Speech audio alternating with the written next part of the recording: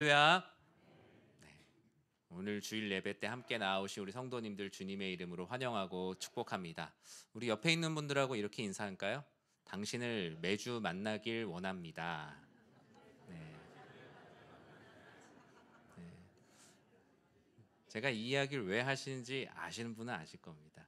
저는 오늘 참 기쁩니다. 네, 우리 성도님들이 이렇게 예배당에 함께 예배드리는 성도님들 참 많으셔서 우리 코로나로 인한 어떤 여러 가지 회복의 모습들이 이렇게 예배당에서 보면 참 많이 느껴지거든요. 또 이제 봄도 많이 되는 것 같아서 이전보다 검은 돌보다 이제 흰 돌이 점점 많아지고 있는 바둑판의 모습들도 좀 보입니다. 무엇보다 건강 유의하시고, 또 오늘 우리가 말씀을 나눌 텐데 이 하나님 아버지께서 주신 말씀을 들을 때 우리 성도님들이 좀 편안한 마음으로 말씀을 들으셨으면 좋겠어요. 너무 이렇게 경직되어 있지 않으셔도 되고요.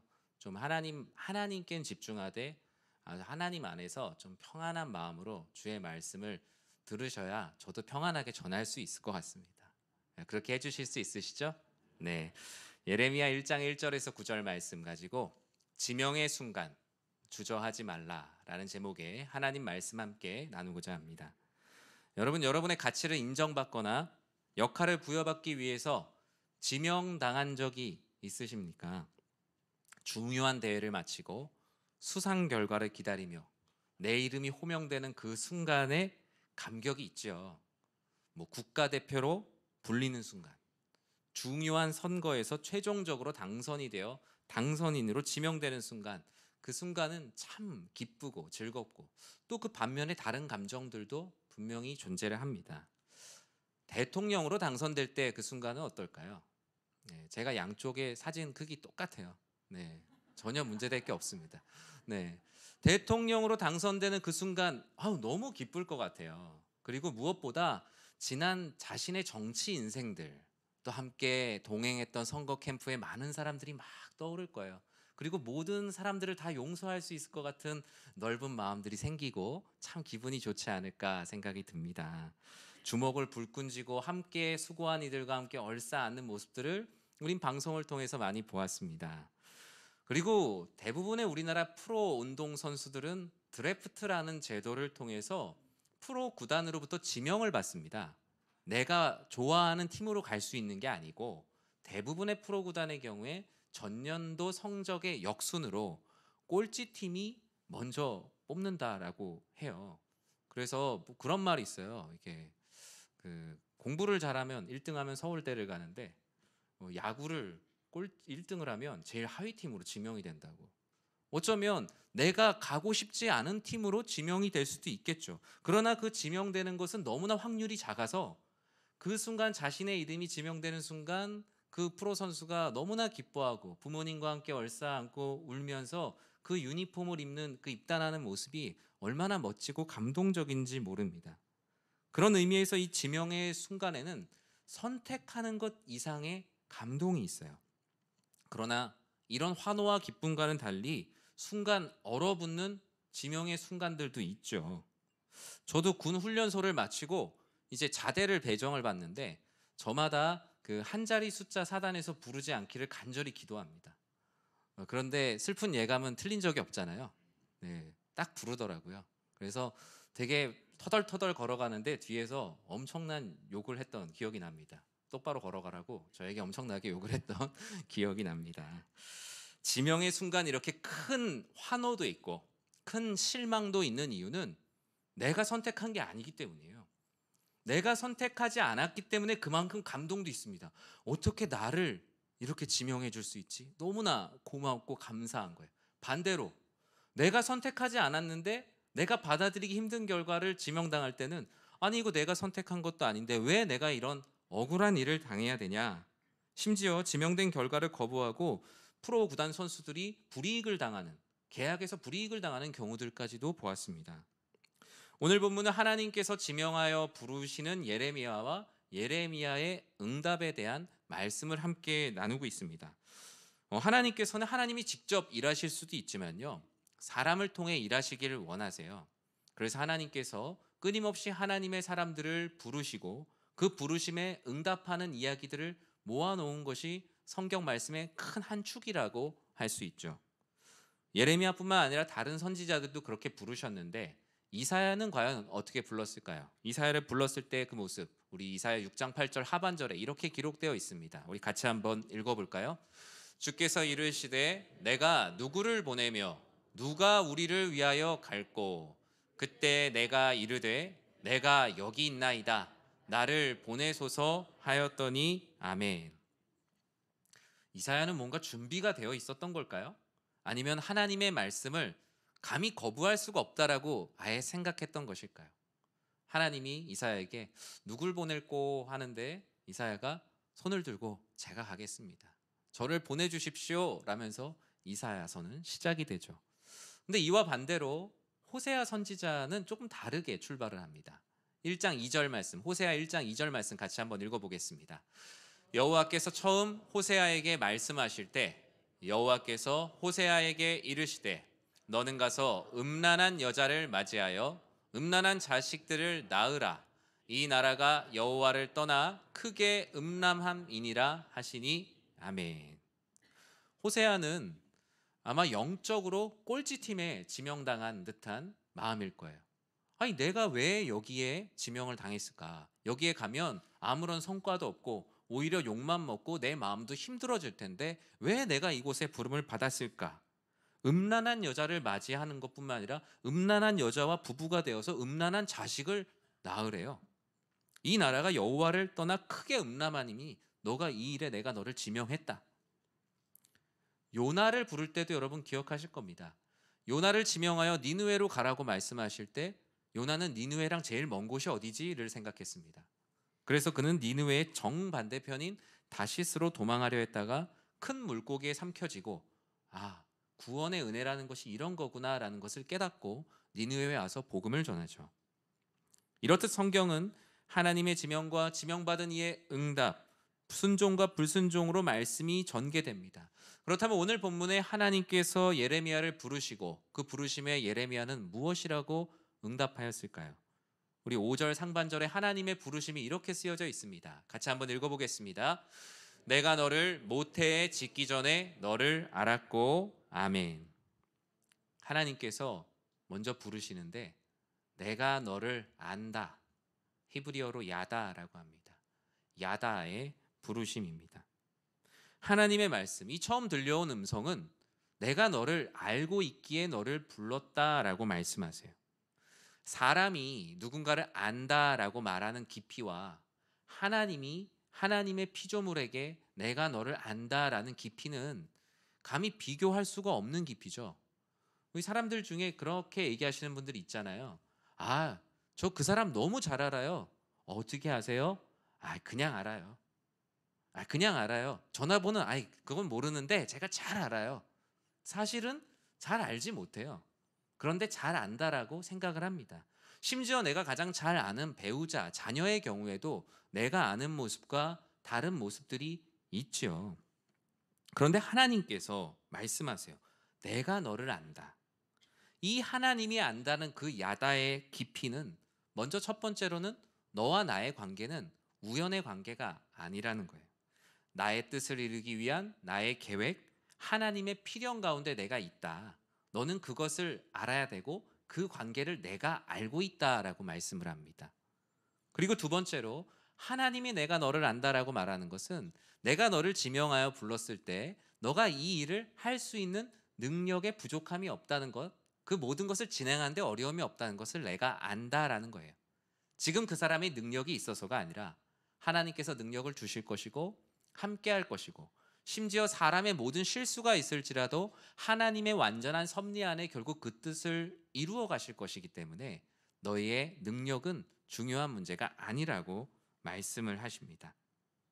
우리는 흔히 내가 나를 가장 잘 안다라고 말합니다. 다른 사람이 나를 안다라고 얘기할 때 잘 알지도 못하면서 라고 얘기하면서 나는 내가 가장 잘 알아 라고 충분히 얘기할 수 있습니다. 왜냐하면 지금 나의 마음에 품고 있는 마음을 다른 사람은 모르기 때문이에요. 여러분 제가 설교하면서 지금 어떤 마음을 갖고 있는지 모르시죠? 어떤 점심을 먹을까 모르시잖아요. 그런데 저는 알아요. 그런데 이것을 사람들 앞에선 당당히 얘기할 수 있지만 오직 한 분께는 이야기할 수 없어요. 하나님이세요. 하나님은 내가 알지도 못하는 것을 알고 계시거든요. 아버지 하나님께서 내가 너를 안다라고 말씀하신 것은 내가 너를 지명함에 있어서 너에게는 너 스스로가 알기엔 결격 사유가 있을지라도 하나님이 보실 때는 하나님의 일들을 행할 것이다라고 예레미야를 부르고 계십니다. 사랑하는 성도 여러분, 우리는 모두 그리스도인으로 그렇게 이미 부름을 받았어요. 우리가 그리스도인으로 자격이 되어서 많은 사람들이 투표를 해서 저 사람 예수 믿는 사람으로 인정하자라고 해서 인정된 사람이 없어요. 오직 그리스도 예수의 십자가 보혈의 은혜로 우리는 자격을 부여받은 사람들이에요. 아이를 키우는 엄마로 부름을 받을 때에도 우리가 엄마 자격증이 있어서 엄마를 시작한 것이 아니죠. 직장에서 감당하기 어려운 일을 하고 있을 때에도, 또 교회에서 맡은 사역을 감당할 때에도 모든 순간 하나님께서 말씀하세요. 너 자신이 너를 아는 것보다 내가 너를 잘 알고 있기에 너를 지명하여 불렀으니 너는 나와 함께하지 않겠냐. 이것이 바로 예레미야를 부르는 하나님의 부르심입니다. 5절 하반절에 무엇이라고 말씀을 이어가십니까? 우리 같이 한번 읽어볼까요? 내가 배에서 나오기 전에 너를 성별하였고 너를 여러 나라의 선지자로 세웠노라 하시기로. 아멘.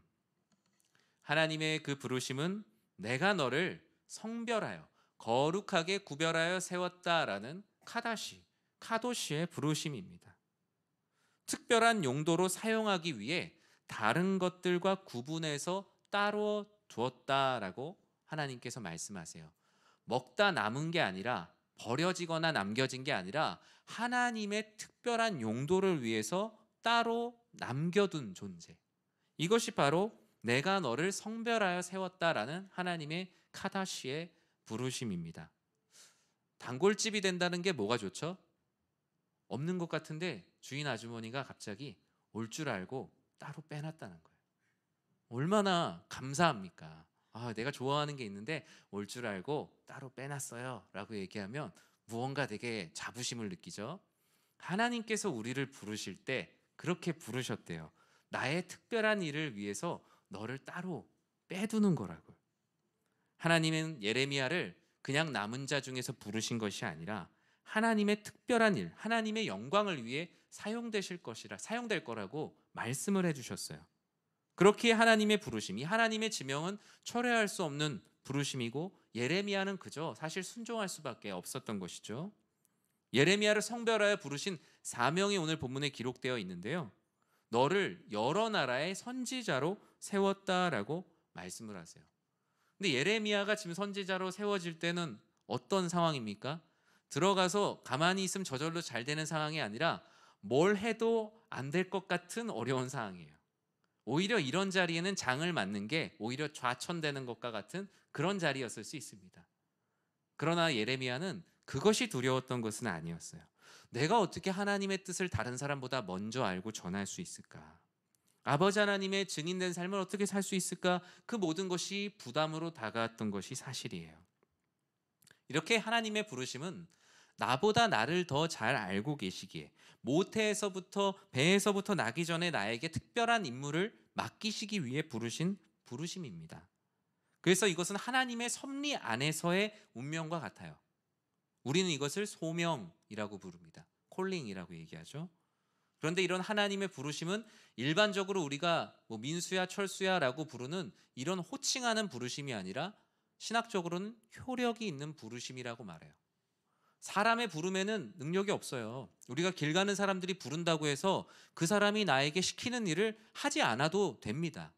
그러나 하나님의 부르심에는 효력이 있어요.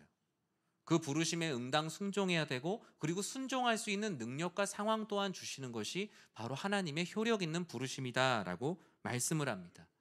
이런 대단한 부르심이 있으면 하나님의 말씀에 순종을 해야 되지만 우리는 연약한 육신의 장막을 입고 있잖아요.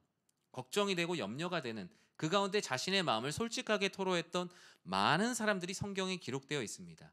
예레미야도 그들과 조금도 다르지 않은 성정이 같은 사람이었죠. 하나님의 부르심 앞에 발가벗은 채로 드러나는 예레미야의 연약함은 무엇입니까? 우리 6절 말씀을 같이 한번 읽어볼까요?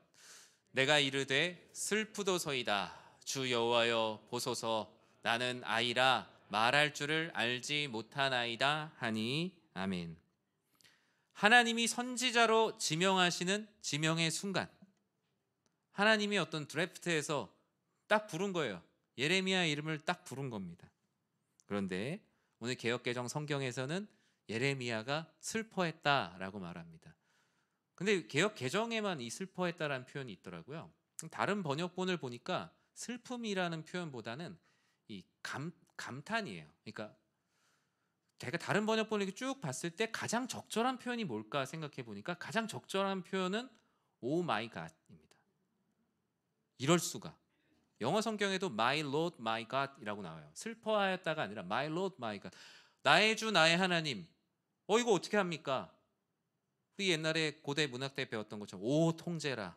뭐 이런 슬픔과는 다른 그 안에 너무나 이 지명이 놀라운 거예요. 이 하나님의 사랑과 은혜가 이거를 감히 감당을 할 수가 없는 거예요. 이건 그저 받을 수 있는 게 아니에요. 하나님의 뜻을 반대하려고 하는 게 아니라 그냥 그게 너무 큰 거예요. 우리 그런 거 있잖아요. 너무나 부담되는 일을 맡았을 때 그럴 수 있잖아요. 예레미야 역시 하나님 앞에 마음을 숨길 수가 없잖아요. 어느 누가 하나님 앞에 포커페이스가 될 수 있고 내 마음을 숨길 수 있습니까? 다 드러나기 때문에 예레미야는 드러난 대로 하나님께 솔직하게 말합니다. 저에게 큰 일을 맡기신 것이 부담스럽습니다. 저는 나이가 너무 어립니다. 예레미야 이때 나이를 20살 정도로 추정을 하거든요. 20살이 누군가에게는 많은 나이일 수 있어요. 우리 자녀들이 세상을 다 안다고 얘기하잖아요. 누군가에게는 많은 나이일 수 있지만 누군가에게는 어떤 일을 맡을 때 상당히 또 어린 나이일 수 있습니다. 성경은 말하죠. 말을 잘하지 못합니다. 그리고 이 모든 것을 포함하는 예레미야가 이것을 감당하기 어려운 것이라는 그의 신분과 처지를 사실 예레미야 1장 1절에 단순한 서술처럼 보이는 곳에 심어놨어요. 1장 1절 말씀 같이 한번 읽어볼까요? 베냐민 땅 아나돗의 제사장들 중 hil기야의 아들 예레미야의 말이라. 아멘. 우리는 이 말씀을 읽을 때 그렇구나 라고 하지만 우리 그 위인전 같은 거 보면 이 사람은 뭐 가난한 집안의 사람으로 뭐 이렇게 앞에 설명하잖아요. 똑같은 거예요. 그런데 이 예레미야는 베냐민 지파 사람이에요. 베냐민 지파가 어떤 지파냐면 가장 작은 지파고, 그리고 사사시대 때 사건으로 인해서 완전히 멸절되었다가 간신히 살린 지파예요. 그리고 이 베냐민 지파에서 왕정 시대에 첫 왕이 나왔죠. 사울 왕이 나왔는데 첫 번째부터 아주 크게 틀렸습니다.